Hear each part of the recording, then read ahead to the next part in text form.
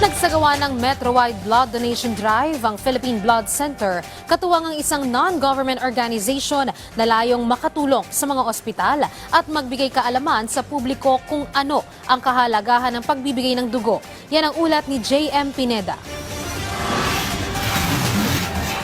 Simula pa 2018 nang lumahok si PJ sa mga blood donation drive na ginaganap dito sa Metro Manila dahil malaki umano ang tulong nito sa kanyang kalusugan. Kwento pa niya na maraming mga pagamutan ang nangangailangan ng dugo para sa ibang pasyente. I understand the purpose of donating blood kasi nga pag may mga na-aksidente dito sa Pilipinas, at least merong ready reserve in order for them to be able to receive blood. Meron din actually health benefits in donating blood.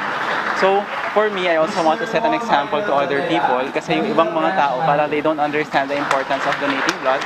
Isa si PJ sa higit 300 blood donors na pumila ngayong araw sa blood donation drive sa Philippine Blood Center kasama ang isang non-government organization. Layunin nito na magbigay kaalaman sa publiko kung ano ang kahalagahan ng pagbibigay ng dugo ng libre o mga blood donation drive. Isa rin kasi ito sa pinakaligtas na paraan upang makapag-donate ng dugo ayon sa World Health Organization. Dagdag pa dyan, nakaramihan sa mga pagamutan sa Metro Manila ay dumadami din ng pasyente na kinakailangan ng pagsasali ng dugo.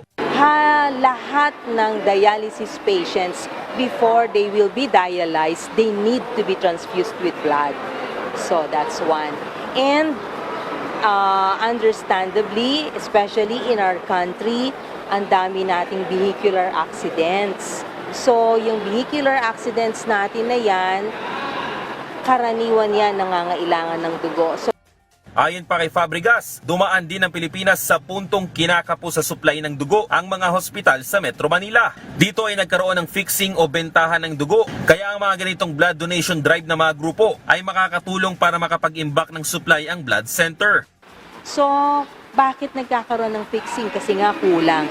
So, kung ito ay fix at hindi siya safe, no? So, pwede tayong magsali ng dugo na may sakit.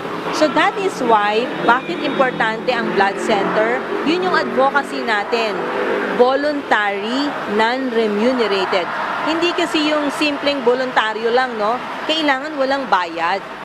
May mga kriteriya naman para makapag-donate ng dugo kung saan dapat 16 na taong gulang hanggang 65 taong gulang na ang donor at nasa lagpas 50 kilos rin ang timbang. Pwede rin na maging blood donor ang mga may tattoo sa katawan pero dapat 1 taon na itong nakalagay para makapag-donate. Tiniyak naman ng Philippine Blood Center na sapat naman daw ang supply ng dugo sa kanila sa kabila yan ng pagtaas din ng kaso ng dengue sa Metro Manila. Ang management kasi ng dengue sa ngayon, hindi na talaga primarily blood transfusion. Hydration, meaning proper hydration. Tubig, even sa hospital, intravenous fluid, yon ang mga ina-address. Hindi kinakailangan ng blood transfusion unless talagang mababa ang hemoglobin. J.M. Pineda para sa Pambansang TV sa Bagong Pilipinas.